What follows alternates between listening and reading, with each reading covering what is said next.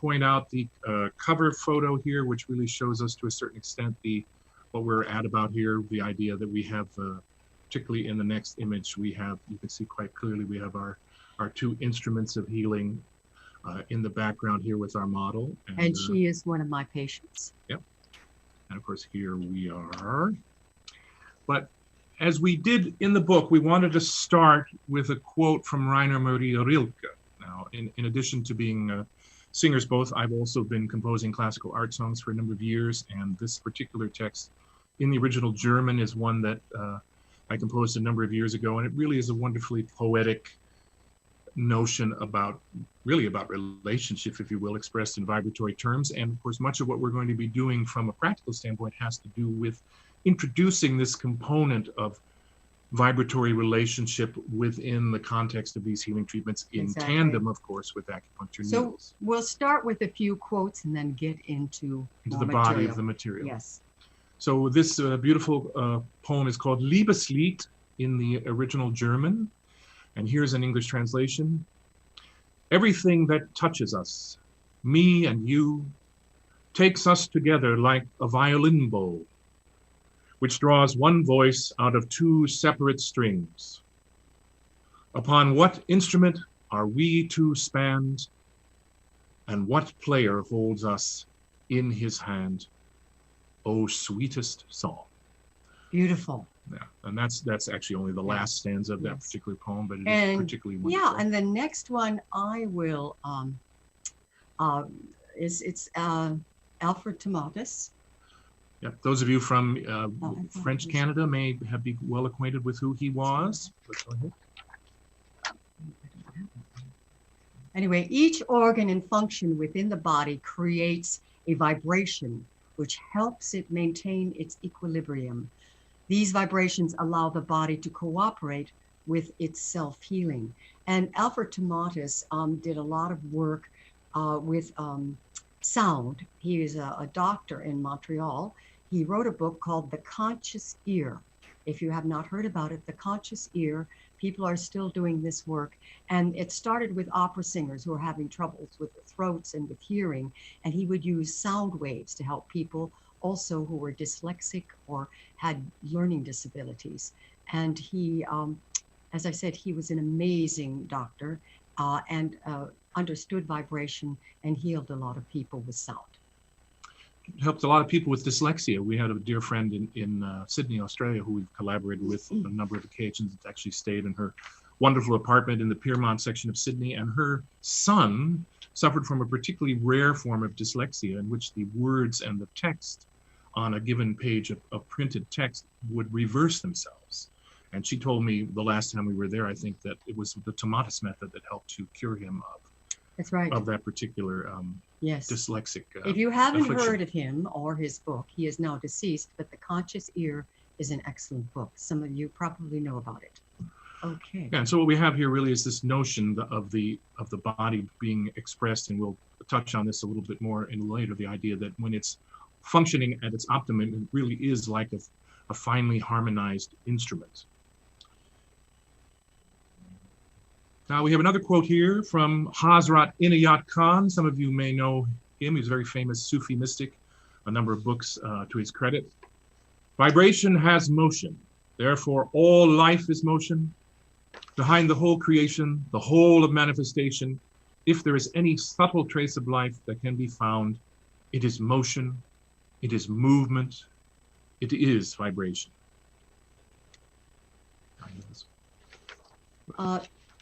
This is the one that I was looking for.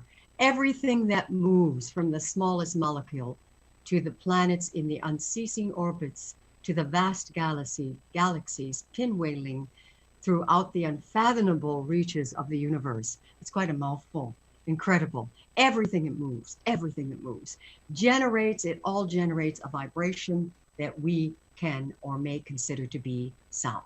Right. And here, of course, we have a pinwheeling galaxy. That's a quote directly from the book. So we wanted to talk a little bit about the ear. As you might have surmised from our brief introduction, we are ear people as opera singers, and we do make a point of this at the end of the book, the idea of learning how to listen. You know, to really become an excellent singer, one must become a listener par excellence.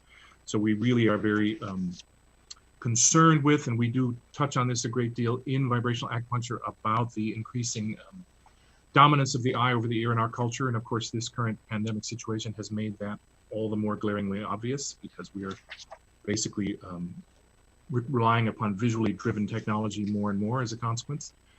But so we did want to just talk about the ear, because it is a remarkably sensitive organ. It can detect frequencies from as low as 20 hertz, really more like 16 hertz, to about 20,000 hertz. That's about 11 octaves, if I remember correctly. That's quite a vast range. By way of contrast, the eye can only detect 1 octave of light. The other thing we need to point out is that even though we associate the ears with our capacity for hearing, really we can perceive sound with the entirety of our body, both through our skin and also through the bones of the skeleton. And we'll talk more a little bit how that is germane to certain types of musical endeavors a little bit later. I have worked with deaf people in my acupuncture practice and used combined needles and sound.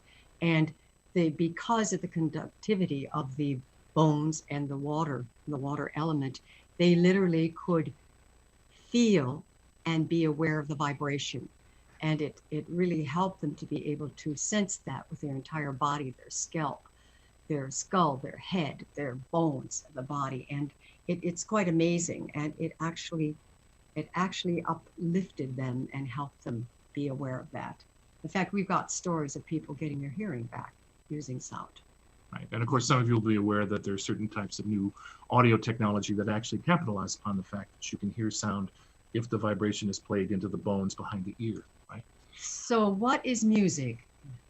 All right, we have, oh, sorry. I'm going to do that one. Well, you go ahead. Nada Brahma, the world is sound or vibration. We find music everywhere in the planetary orbits, the pulsars, genes, oxygen atoms, leaf forms, etc. So everything is sound, Nada Brahma. The Joachim Ernst Berendt from the Third Ear, that is a wonderful book, The Third Ear, if you can still get it, look it up. He is a musician. Do you want to talk about him a little bit? Well, if I remember correctly, he was a jazz musician and a critic, and The Third Ear is really quite a remarkable book. He also wrote another book, which is called Nada Brahma, The World is Sound. And these truly are extraordinary treatments of this question of sound. Berendt talks a great deal about what he refers to as the hypertrophy of the eye, to which I've already alluded, the increasing dominance of the eye in our culture and in our perceptions of the world. You're next. So what is music?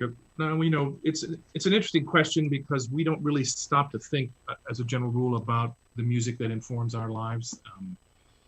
And it's certainly arguable that we live even now in a sea of music. Everywhere we go, people have music that they listen to and that they sometimes impose upon others without their consent.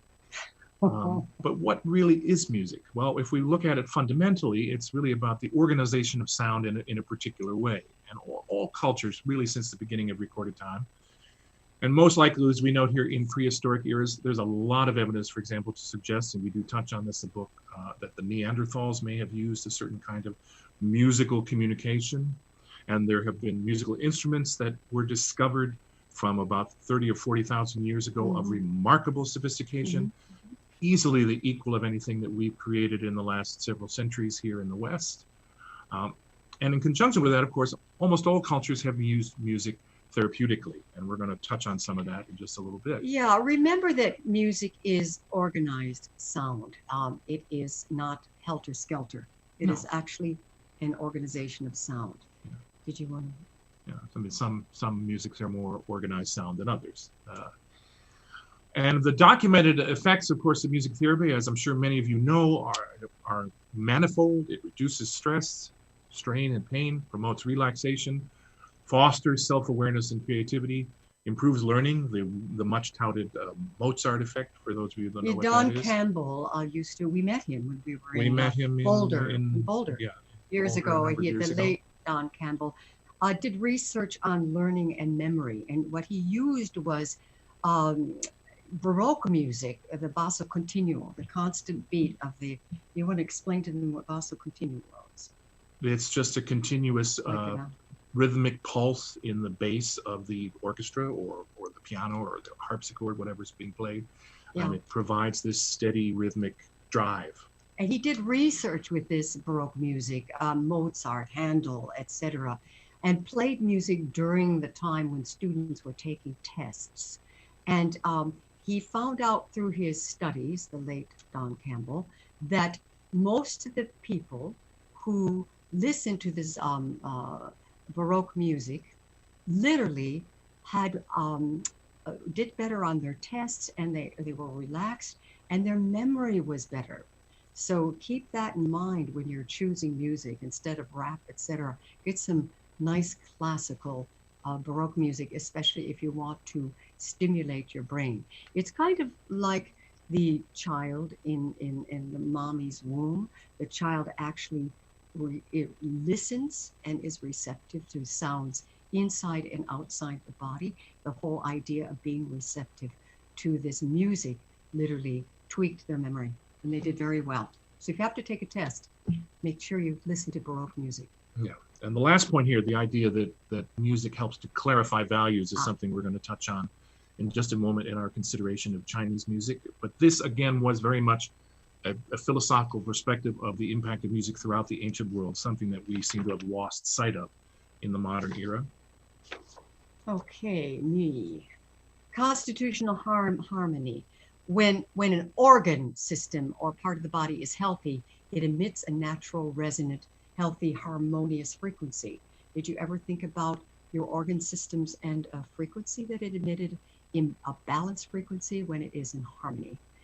For instance, think of the wood element in Chinese medicine. If somebody hears a lot of noise, or it's springtime and there's a lot of wind, what happens to the liver? It becomes constrained, right?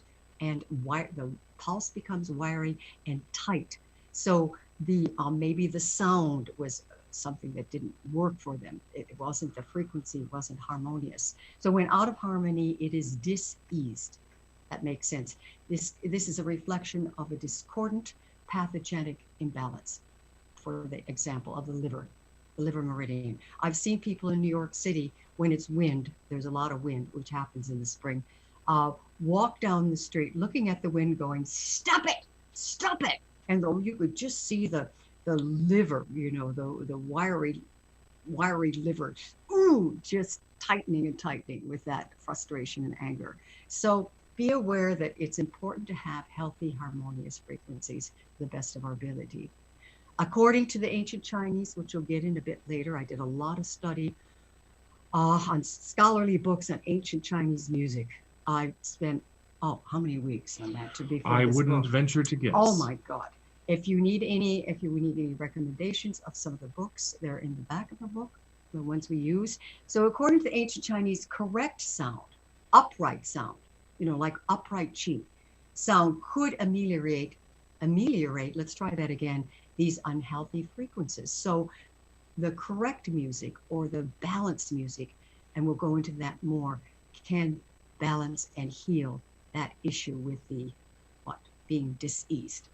Yeah, and this is very much, of course, an extension of our modern concept of music therapy, but we're really talking about harmonizing the body at a fundamental level, working within its structure to make it more harmonious.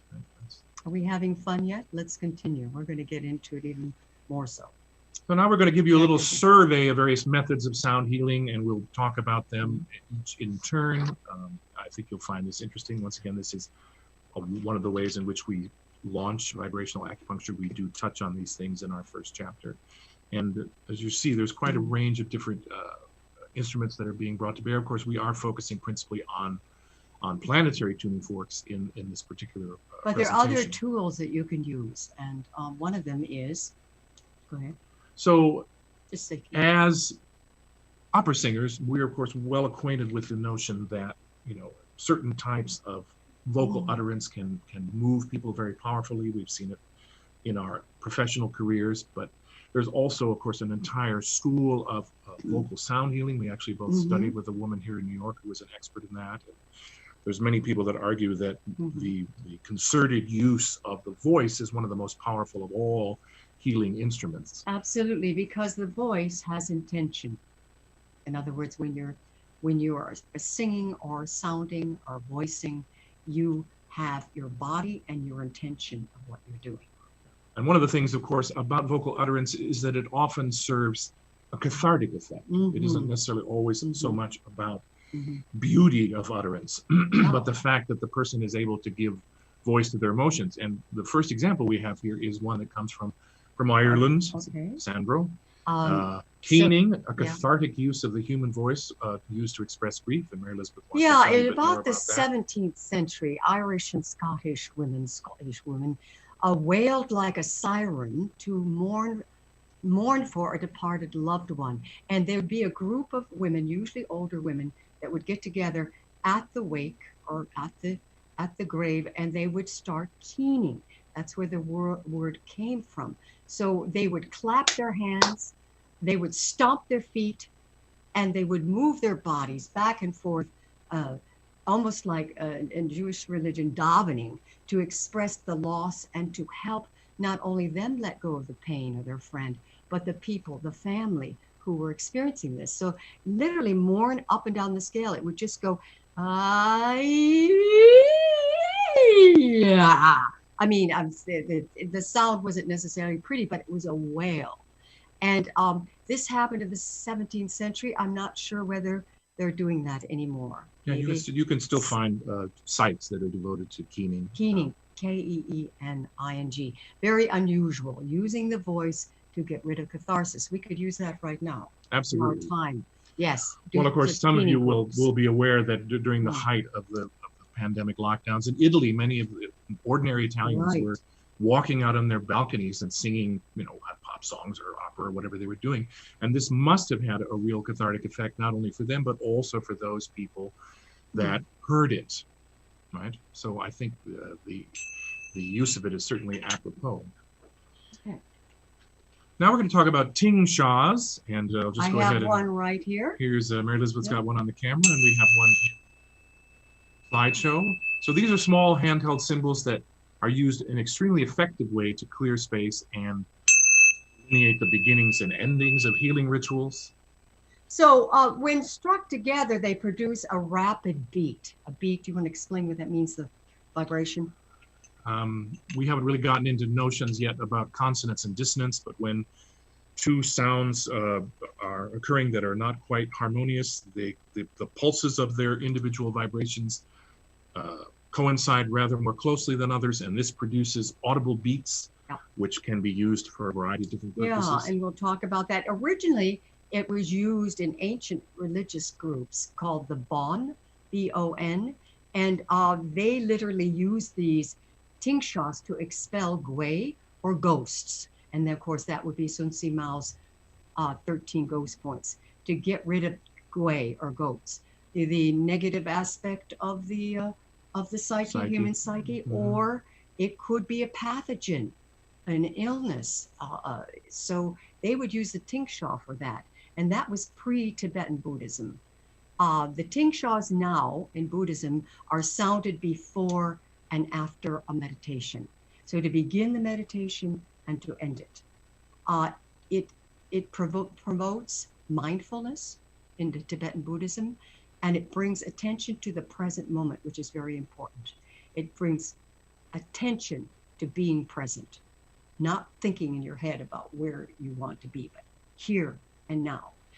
The other thing I use it for is to clear the energy in the space before and after I work with the patient. And I always want to call them to that place of mindfulness as well, and breathing. So they're wonderful tools. They're not expensive. I highly recommend them if you don't use them. Okay. Yeah, as I said, we use them all the time when we teach live seminars. Mary Elizabeth makes a very salient point here about the use of music in this way, is the notion that in order to perceive sound, one must needs be present. Right? The eye is easily distracted. We'll touch on that a little bit more later, but in order to truly apprehend a sound, you must be thoroughly in the present moment. And this is really the use of an instrument such as the Tingshaw definitely reminds us of that. It brings our attention to the fact that this sound, which can be used very effectively to clear space, also establishes this point of delineation between ordinary time and ritual time. So continuing on now, we have Tibetan bowls, and of course many of you will be familiar with those, no doubt. I'm going to hit this for you. I'm sure you know about Tibetan bowls, but I didn't expect to be taking these things out, but I thought you might want to hear it. This is only one of our bowls, and they all have different tones. It's pretty, isn't it? And of course you can go around the rim with it, yeah. I'll just do 3 times for the number of completion. Doesn't it make you want to meditate? Wake up, wake up. Here we go. Now you can find lots of information on Tibetan bowls, but the general consensus is nobody really knows where they came from. It's believed that an itinerant class of sort of mendicant monks who were also metalsmiths created the first ones about 5,000 years ago. The interesting thing about them, from our perspective as people who work with planetary frequencies with the Acutonics tuning forks, and for those of you that may as well, is that they're actually manufactured from the 7 planetary metals, traditionally. So you have gold, which is the metal of the sun. You have silver, which is the metal of the moon. Mercury, of course, is Mercury. Copper is the metal of Venus. Iron is the metal of Mars. Tin, traditionally the metal of Jupiter. And lead, the metal of Saturn. And they're all combined, so you really have an authentically planetary instrument which incorporates all the 7 traditional planets of the solar system. Of course, the Chinese would not have recognized the sun and the moon as being planets. They saw them as the embodiment of yang and yin, the Tai Yang and the Tai Yin. But nevertheless, these bowls do have these 7 planetary metals. And they're used originally for, again, shamanic purposes.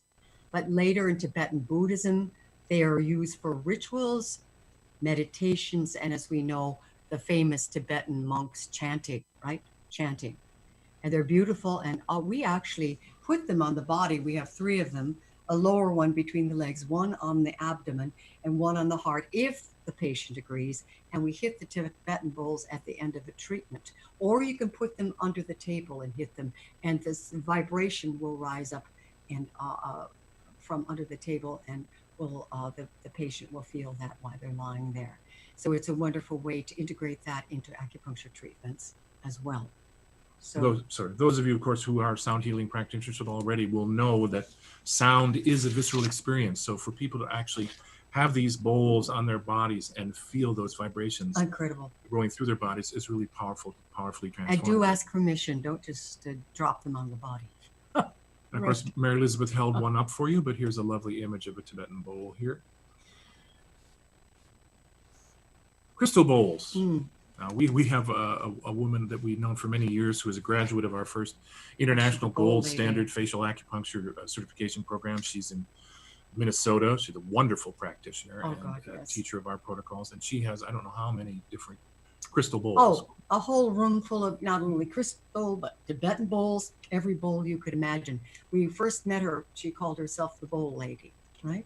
So here we have an illustration of a crystal bowl. So the thing you need to know about them is that they're manufactured from 100% crushed quartz crystals, which have been fused together at a temperature of about 4,000 degrees Fahrenheit.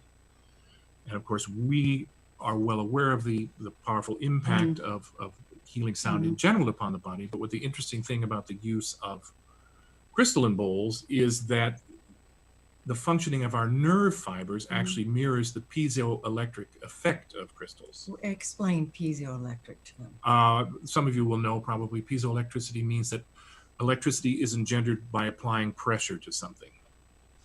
There's a variety of different ways one can do that. As you know, crystals can be, when you're holding a quartz crystal, you can program it for memory or program it with an idea. So it's best to energetically clean these bowls, including the Tibetan bowls. So these are transformational tools that can affect change in your life, in our life, in one's life, all of these. And I say that doubly so with the crystal bowls. Amazing. Now, gong. Okay. Gongs. Now, again, if any of you are acutonics practitioners or if you're sound healing practitioners in general, you will know that there, at the moment, you can acquire very large symphonic gongs tuned to essentially any frequency you want. Acutonics has a whole range of different planetary gongs. And other people too. Yeah. They're very powerful instruments. Donna Carey would say to you, the co-creator of Acutonics with whom I collaborated for a number of years, she would say that she feels gongs operate on fifth dimensional levels, and certainly just experiencing, again, the visceral impact of their vibrations in a live space is really quite extraordinary. People, of course, are doing gong baths everywhere these days. Yeah. That was very big. Do you want to talk about that? Yeah, so gongs, as you can see from the slide, were first created once again in China during the Bronze Age. They were initially used as communications devices because they can be heard at vast distances by comparison with other types of communication. Later, of course, as many of these instruments were, they're employed in religious rituals. And like Tibetan bowls, they too were forged from the 7 planetary metals. Exactly. And gongs in recent years, as Michelangelo said, gong baths have become very, very popular in the community. And what it does is they say it tunes, tones, balances, and heals body, mind, spirit. And the German pasty gongs, our symphonic gongs, are amazing. Yeah, and they will make a gong. If you contact them, they will make you a gong in any frequency you like. Paiste, correct? Paiste. It's out of Germany. You could look it up. They have symphonic gongs, and they're amazing. Anything you want. And you can get them elsewhere, too. Of course, you need the space to put them within. Now, I was kind of amused in looking for an example of a gong. I found this picture of this very tiny gong. And so it's a little dwarf gong. A gongette. A gongette. We're, of course, used to seeing these very large gongs, but I thought it would be fun to have this little tiny one here.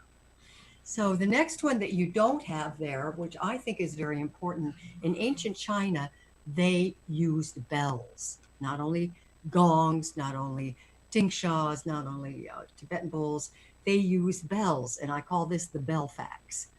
It predated singing bowls. The bells predated singing bowls, number one. Number two, 65 orchestral bells were excavated in the Hubei province in China that dated back to the Warring States. That's a while ago, don't you think? That was about what? About 2,000 years About 2,000 years ago, 475 to 221 BCE. Interesting. They were used for rituals and ceremonies, and each bell weighed 100 pounds each. Each bell. Can you imagine? Weighed 100 pounds each. It was unique because when you struck the bell, two different tones, you could hear two different tones, two different sounds. So it just wasn't one sound, you could hear two different sounds. So it's clear that the ancient Chinese possessed a highly developed knowledge of how to create these precision tuned instruments. And they were used, of course, in ceremonies, in rituals, in meditations, etc., in a mass group of people getting together to meditate. And they would listen to these gongs and these bowls, and they would just, I guess, go crazy. I don't know. But anyway, 100 pounds each, very unusual. Where is the Hubei province? Do you know? China. I know it's in China. I'm sorry, I have no idea. China's a big place. Somewhere, I have no idea. Not where. Yeah. Okay, we'll move on. But that is kind of interesting. Yeah, and of course, if you've ever been in a small town in Central Europe and all the church bells start to ring on Sunday, it really is quite extraordinary to and those are huge too. The power of church bells and their impact upon your perception. And it calls you to the meeting, calls you to the church. This, I think, the bells called people to what? The ritual. Time to go there. One kind of ritual or another. Bells also call people to dinner, right? Or bells. Yes, gongs. Absolutely. So it's calling someone to something. In this case, in ancient China, the ritual or the ceremony, the celebration. So now we come to the instrument which we're really focusing on in vibrational acupuncture, tuning forks. As I mentioned at the outset, Mary Elizabeth and I have been involved with a community, the Acutonics Institute of Integrative Medicine, LLC, since 2003, and Donna Carey, who is one of the co-founders of that healing modality, if you will. It was a highly skilled acupuncturist who taught at the former Niom Clinic in Seattle, but was also sufficiently tuned into Western esotericism to recognize the great utility in combining planetary tuning forks with their use on the points and meridians of acupuncture. And so we've become quite versed in the use of these particular instruments and their powerfully transformative effects. We just want to tell you a little bit about tuning forks in general, because you know, while we, of course, most of us are familiar with them as a phenomenon, we don't necessarily know why they work the way they do. First thing we want to point out is that it's an acoustic resonator in the form of a two-pronged fork with a handle. Of course, Mary Elizabeth has a lot of those here, which she can show you. The two tines of the fork, or the prongs, are made from a U-shaped bar of metal. Now, this could be steel, but in the case of the Acutonics forks and many of the healing forks that people are using these days, they're made from very sophisticated blendings of certain types of space-age metals. The other thing you have to bear in mind with the fork, as with any resonator, but it's particularly noticeable with tuning forks, is the notion that the length of the resonator, from the yoke of the fork to the end of the tines, that is the length of the actual resonator. That right here is what produces a very specific pitch. In the case of ohm, the frequency is 136.1 hertz. We'll come to that a little bit later. And you can activate this fork in a variety of different ways, which we're going to show you how to do. Yeah, you can see here we have the 4 Acutonics ohm forks that we feature in vibrational acupuncture, along with a belted activator, which is strapped onto the thigh, and then the forks are activated by striking them against the activator. The interesting thing about forks is that they produce fairly pure tones. They don't have a lot in the way of overtones. And some people, of course, talk about the fact that it's really overtones that are integral to the healing process. So, for example, some of you may know name Jonathan Goldman. He's a very big figure in the sound healing community internationally. He wrote a book that said the healing power of overtones, or something to that effect, overtones that heal. But nevertheless, the idea of producing these particular precise frequencies and bringing them to bear upon the body by means of points and meridians is really a powerfully transformative way to engage with a person. So there are no overtones in the tuning fork? Not as much as in other. But when you use them together, there are. Yeah. Not as much as, say, with bowls or with gongs or with bells. The other interesting thing, of course, is that tuning forks are often used in a medical context to detect broken bones. And I have an interesting story to tell along those lines. We were teaching a seminar in Berkeley a number of years ago. We used to teach at AIMC in Berkeley. And we had a girl in this class who we saw on a couple of occasions thereafter, who I affectionately refer to as the cannonball. And the reason I call her this is because we had a particular break on this day, and she went out to lunch, and somehow on her way back from lunch, she managed to hit her head on the sidewalk. And she came in and she was a bit discombobulated, and obviously she was already more than a little ungrounded. And one of the other practitioners in the class said, well, we should probably check and see if there are any broken bones. And so she took one of the Acutonics forks we had and applied it directly to the place where this woman had hit her forehead.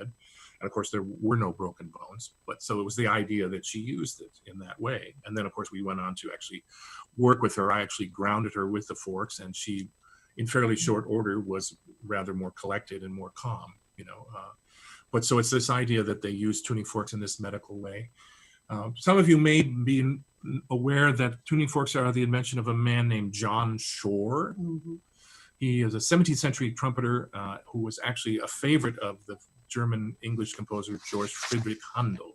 And we actually have his innovative genius to thank for the use of tuning forks in a variety of contexts. That was in 1711. Yep, 17th century. A while ago, right? Yep. He played the trumpet, didn't he, and instrument? Yeah, as I said, and Handel was particularly fond of his playing, probably some of the more florid trumpet parts you can find in things like the Messiah and some of Handel's other oratorios. So he was an innovator. Yeah, were originally played by John Shore. Okay, let me do the next one. This is Edgar Cayce, a quote from Edgar Cayce. Life in its manifestation is vibration. All things that we see or hear, that we perceive, vibrate. And as you know, Edgar Cayce was called the sleeping prophet. He was a simple man in the 1920s, and when he went to sleep at night, he dreamed about healing and how to take care of people. He didn't really know anything consciously, but it came to him. in his dreams. And there are quite a few books out. And I think they have an Edgar Casey Society, etc. ARE is down AR, in right. is it North Carolina, South Carolina? No, Virginia. Oh, sorry, Virginia. That's right. Virginia yeah. Beach. That's right. So this was one of his quotes, which I thought was extremely appropriate to what we're doing now. So the idea then of sound and sacred geometry, well, what are we really talking about here? Well, we're going to tell you. So acoustical research shows that sound waves engender geometric shapes. And speaking to you as a musician, I can say that a lot of this, of course, has to do with the overtone structure of music. But one of the ways we see that and we can apprehend that in a visual way is through these various manifestations of shapes that have been demonstrated by a variety of people down through the years. The first one was a gentleman named Ernst Chladni. As you can see, he lived in the late 18th and early 19th century. He's considered the father of modern acoustics, and he discovered that if you put sand or some other sort of particulate matter on a plate, and then you play a violin bow or sing actually along the side of the plate, the vibrations of the violin actually produce these shapes. And shapes of sacred geometry, right?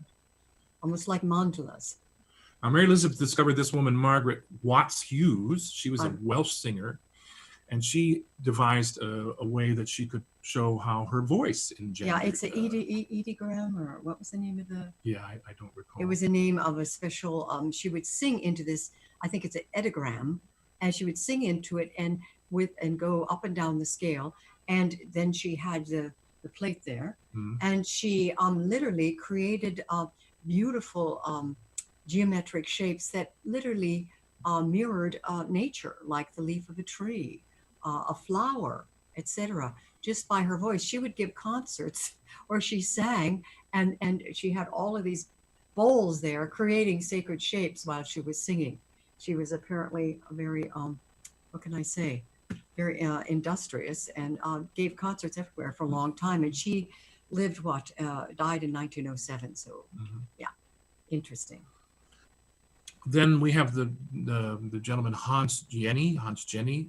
He's, of course, died not so long ago, 1992. He coined the word cymatics, which is from an original Greek source meaning wave. And you probably heard that name, cymatics. A lot of people have been working with it. And building upon Chladni's work. And of course, if I click down a little bit further here, this is a cymatic vibrational pattern that was produced by a sound wave. We were at, I'm trying to think where we were. Was it Vancouver at a symposium or somewhere? And there was a gentleman there with cymatics, demonstrating cymatics, and Mary Elizabeth got up and sang into the microphone, and they said, "Ooh, these patterns are extremely beautiful." And yes. Of course, she's a professional opera singer, so that's perhaps not that surprising. I'm glad you remembered. I didn't. But you can certainly see from the illustration that the sound really can produce these wonderfully beautiful and harmonious quasi mandalas, right? And of course, again, some of you that know the work of the gentleman who wrote Messages from Water will know about the idea of the notion that water can be imprinted with healing vibration through the use of supportive and healing language, and that its structure can be altered in a very deleterious way by negative vibration. So these are all very much part and parcel of the same types of manifestation. Then we have a gentleman named Peter Guy Manners. He adapted Jenny's theories and brought them to bear more directly upon the human body itself. And he was really the person who talked about this notion that the organs, when they're in perfect balance, do produce essentially harmonious tones. And was he a chiropractor? I believe he was, yes. Yeah. He applied them to healing professions, and he was able to adapt to the organ systems and to regenerate them. And I didn't go into a lot of details with that, but I do know that is he still alive? No, he passed. He passed. He died. Not so long ago. So he took Jenny's theories and ran with it and worked in the healing profession with finding out what the vibration of each organ, the proper vibration for the organ, what it should be. And she did some interesting healing work with that. Once again, vibration, all of it vibration. And wasn't it Tomatis that also, you could go to a Tomatis consultant and they would determine the precise frequency that was your native frequency, and that you if you I'm not were- sure. Yeah, I did know people who do that, Yeah. but Yeah. it probably was Alfred Yeah, so Tomatis. these ideas are very powerful, and as you can see, they have a variety of different potential ramifications. Now we're going forward here with music in ancient China, which I'm going to address, because I did all of that. Oh my God, study on that, and it blew my mind. Music was used for a variety of purposes in ancient China. First of all, to promote health and well-being. The whole idea of